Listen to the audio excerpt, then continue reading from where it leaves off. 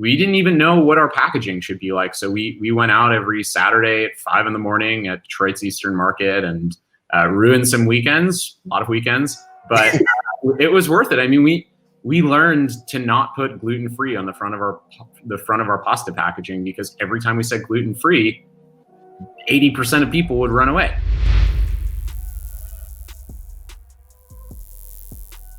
Hello, here we are. Number 2. Actually, I don't know if we're going to do these in order, so I probably shouldn't say that, but I'm going to say it anyway. Today we have Brian, who is a co-founder of Banza Pasta, one of my favorite CPG products in the world. But I also have to give the disclosure that we did invest through Vayner RSC many, many years ago. They're doing very well, but that is completely irrelevant for the most part. Just have to disclose it because Brian has built an amazing company over the past few years. That's just really impressive. So welcome, Brian. Well, that's so nice of you. Thanks. Yeah, great to be here. I have tons of admiration for you as an individual. Glad to be having a discussion, but I feel like I couldn't match that very generous introduction. Oh no, I appreciate it. I'm glad you said that, because that means you got my Venmo. So thank you. Just kidding. Bad joke. Terrible. Rough start. Anyway, just for everybody outside of my glowing intro, what is Banza? Yeah. So Banza takes the foods that people love and makes them out of chickpeas. So the initial thought was people should be eating more beans. They're great for people. They're great for the planet. They're honestly one of the best foods for both. And yet we don't eat enough of them. Here in the US, we eat only a third of the recommended daily value. So can we sneak some beans into people's lives through the foods that they already know and love, like pasta, like mac and cheese, like rice, and now pizza as of this week.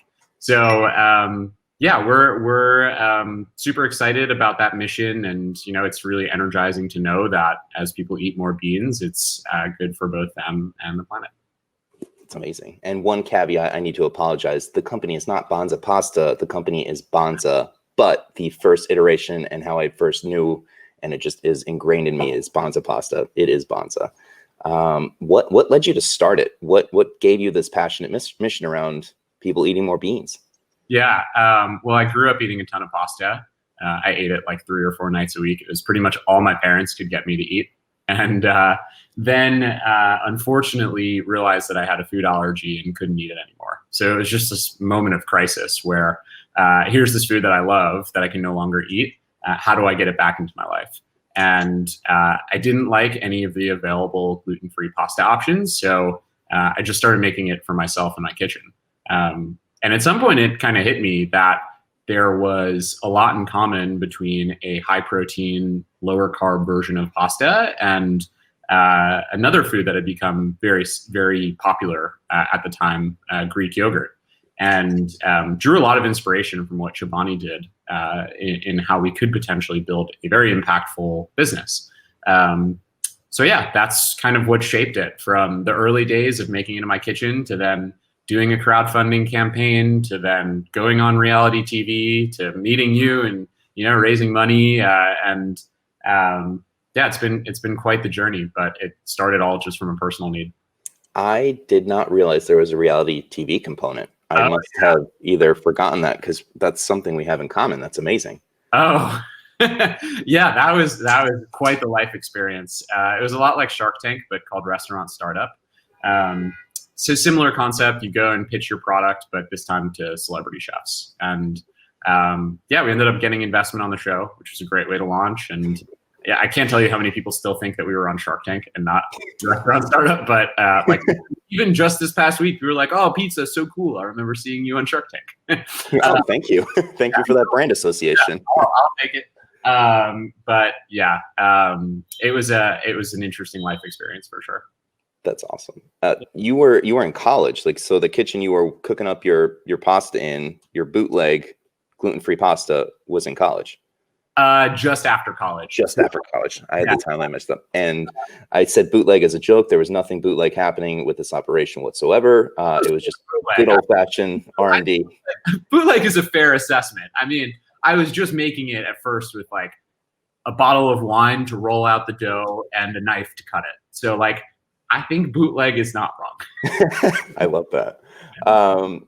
And who'd you start the company with? Like what gave you just almost not necessarily the permission, but what gave you the inspiration to actually say like, yeah, let's do this. Like, let's crowdfund, let's go for it. Yeah. So I had done a program out of college called Venture for America, which encouraged me to start a company.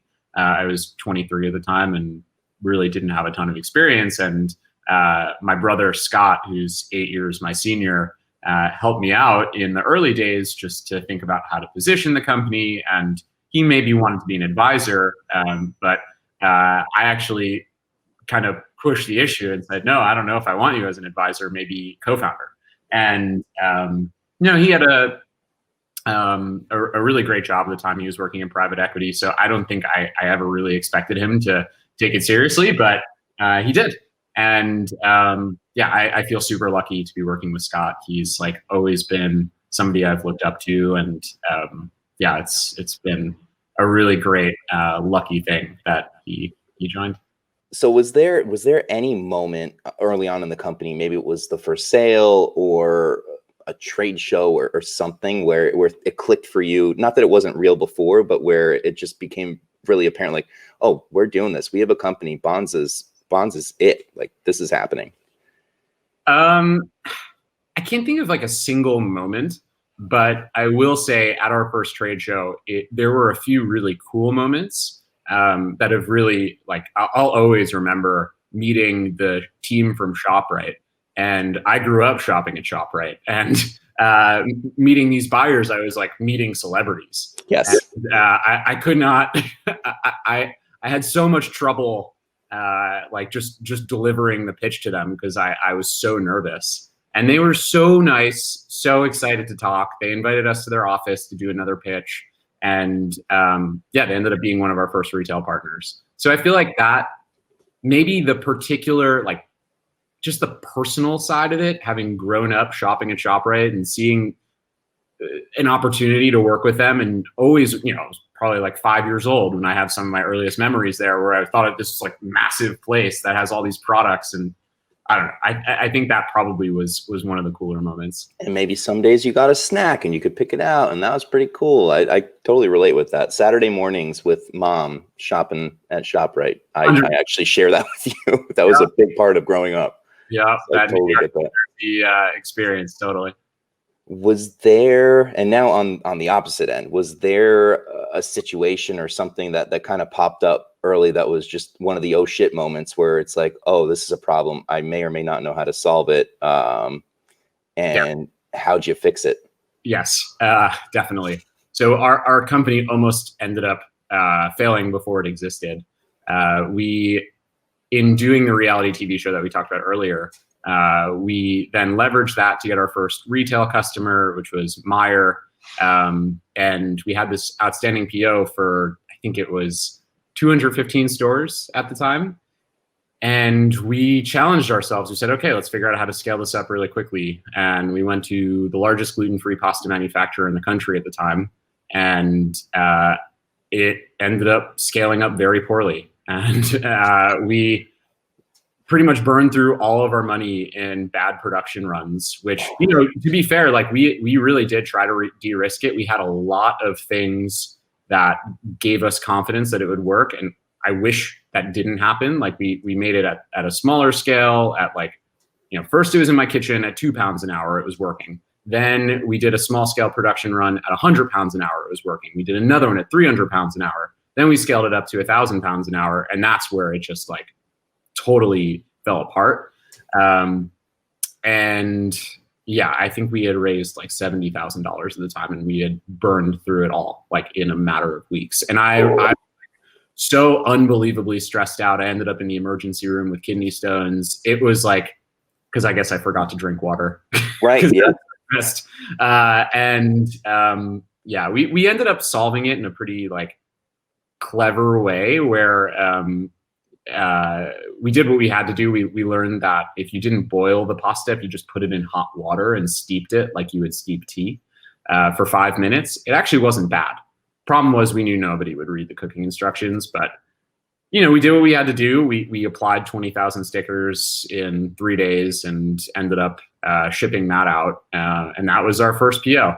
And so we filled it. It was, I would every time we got a customer service email and I was the one answering them, I would literally clench because I knew what was coming.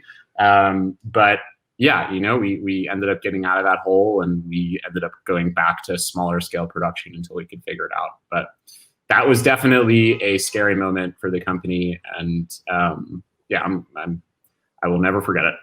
I believe it. I totally believe it.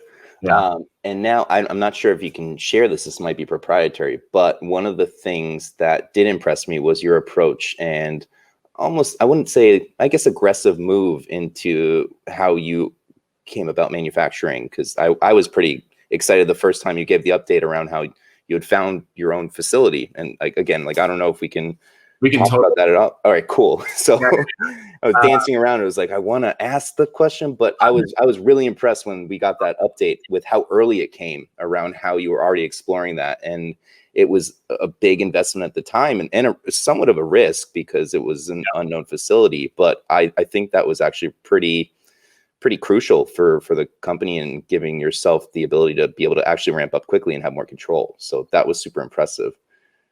Thanks. Yeah. I think we didn't want to self-manufacture. It ended up happening out of necessity. I think if you're a food startup, if you can avoid self-manufacturing, you should, because it's a big headache and it is really complicated. It's a whole other business. So with that caveat aside, we recognized that we could not find a manufacturer that was able to make our product at scale and grow with us. And we had actually identified a team of people who were very capable at manufacturing, and so we could pretty much pass the keys off to them to run this operation. We had actually even identified a head of manufacturing who his dream was to start his own plant, and he has done an unbelievable job of building our plant and running it and operating it. And it's when looking back on it, the things that he's achieved and the type of plant that we have and how we built it in such short order, it's truly mind-blowing. So I've been incredibly grateful for just, for the people that we've been able to attract to be able to run that operation, because without them, it never would have happened. Totally. And just to highlight for everybody listening that may be having their own entrepreneurial endeavor or has actually specifically a food company, I just reemphasize the fact that team is so important, and that's what I feel like is the crux of what you're driving home with that. So you have your own facility, you're manufacturing at scale. What got you comfortable to explore new product categories? Because I know you mentioned pizza, you've mentioned mac and cheese.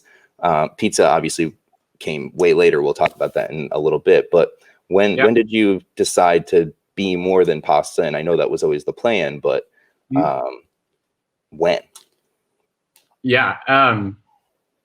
So there's it becomes harder and harder to innovate as you get more, as you grow, right? So we always wanted to be built into our DNA that we were going to continue to test and fail and build into our processes something around innovation. So we challenged ourselves to start thinking outside the box. That's a love that. Love that for you. Thanks. We started challenging ourselves early on to think of other ideas. And, I think one very clear parallel between pasta is mac and cheese. And so that was a very easy extension for us to make. We could take our pasta, and then really the challenge would be finding a good cheese, which, is still a challenge, but I think on a relative basis to some of the other things we've done later, still an on-ramp to innovation. And that was our first extension outside of pasta. Then we did rice, which ended up being a lot harder than we thought it would be to make. But it was in many ways also sort of similar to our pasta. So another sort of easy on-ramp into another category. And then, yeah, I mean, most recently the pizza, that's just like a totally different experience in almost every single way. And I would say that's the furthest we've strayed from our initial product. And it's super exciting. I mean, I've been so proud of our team and how they've figured out how to make this product, because at every step of the way, like everything was just so thoughtful.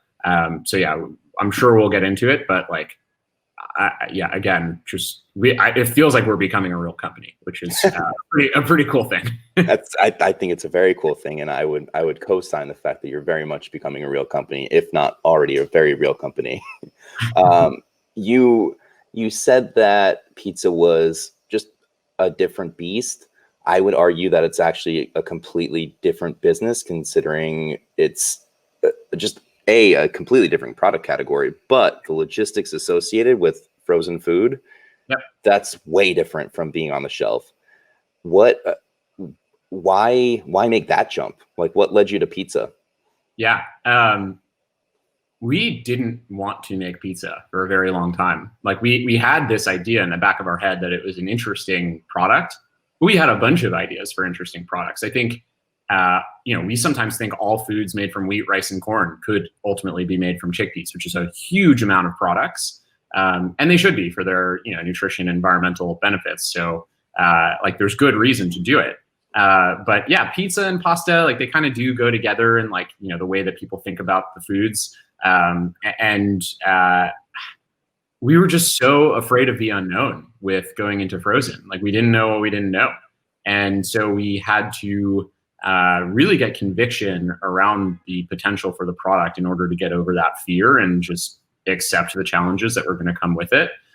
So, our product team did an unbelievable job of talking to our own customers and starting to pick out what they wanted. And it was clear that there was like a real desire for pizza. People absolutely love pizza, but, for whatever reason, they don't feel like they can eat it all the time. They have just pizza night, which is why our campaign is Pizza Nightly, which is a fun little play on that phrase and concept in people's minds, being able to eat pizza more than just pizza night. But I digress. It